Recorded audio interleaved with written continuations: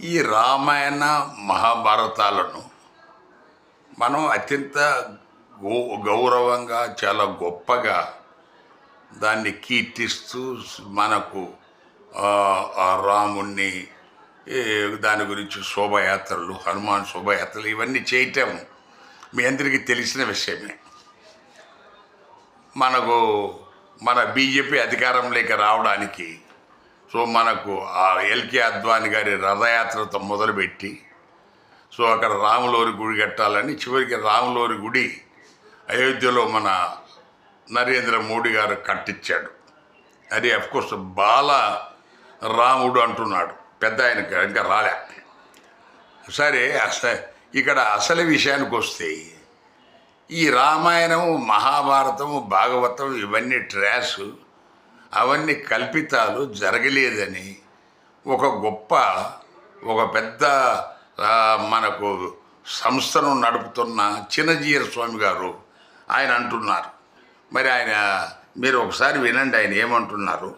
దాన్ని బట్టి రామాయణానికి త్రేతాయుగం, భారతానికి ద్వాపర యుగం, వేదాలు అంతకుముందు ఎప్పుడో కృతయుగానికంటే ముందువి అని అంటే ఇదంతా కట్టు కదా, పచ్చి అబద్ధం.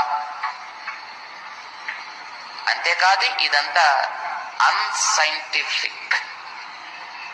మీరు చెప్పుకునేటటువంటి రామాయణం మా కథ, భారతం మా కథ, భాగవతం మా కథ, వేదాలు మా కథ. రామాయణానికి త్రేతాయుగం, భారతానికి ద్వాపర యుగం, వేదాలు అంతకుముందు ఎప్పుడో కృతయుగానికంటే ముందువి అని అంటే ఇదంతా కట్టు కదా, పచ్చి అబద్ధం.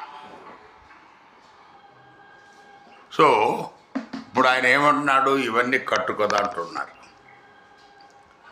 చాలామంది పండితులు కూడా చెప్పేది ఏంటంటే ఈ మహాభారతం జయం అనే పేరుతో వేదవ్యాసుడు రాశాడు. కేవలం 8,000 శ్లోకాలు మాత్రమే ఉన్నాయట. అది కేవలం యుద్ధం గురించే ఉంది. దాన్ని ఇప్పుడు 1,00,000 శ్లోకాలు చేశారు. 8,000 1,00,000 ఇవన్నీ కల్పితాలు, అందులో కలిపేసుకుంటూ పోయారు. భగవద్గీత కూడా అందులోదే, మహాభారతంలోదే భగవద్గీత.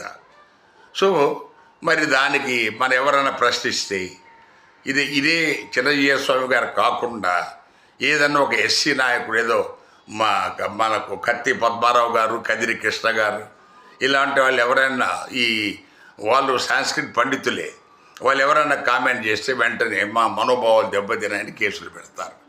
ఇది మన హిందువుల దగ్గర